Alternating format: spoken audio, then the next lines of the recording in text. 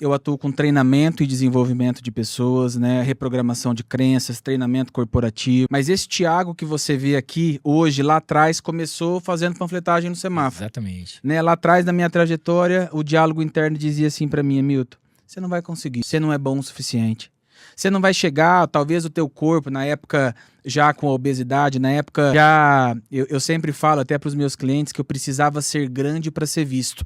Né? Porque estudando sobre pessoas, sobre gente, na minha trajetória eu fui entendendo um pouco sobre quais eram as crenças, né, de uma pessoa para ela ter resultados ou ela não conseguir crescer na vida. E aí eu fui, né, trabalhando, entendendo, fiz faculdade de Direito, me formei em Direito, abri um escritório de advocacia, mas não era o que brilhava os meus olhos. O que brilhava os meus olhos era realmente transformar as vidas, né? Entender, ali principalmente a hora que eu chego numa empresa, você falou de alguns mentorados, a hora que eu chego na empresa, eu vejo que cada colaborador tem uma história. Sim. E falando de liderança, por exemplo, eu acho que é servir com o colaborador, né? Como que um líder pode servir com o colaborador? Então esse é um pouco do que eu levo para dentro das empresas, gerando pertencimento, conexão, importância.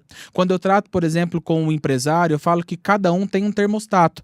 Né, um termostato, igual a gente conversou, de peso, um termostato de faturamento, um termostato do que é felicidade. E aí isso muda, porque o que é felicidade para o Hamilton, o que é felicidade para o Thiago, o que é felicidade para a Carolina, o que é felicidade para cada um de nós. E dentro das empresas? Tem um livro que eu gosto muito chamado Picos e Vales.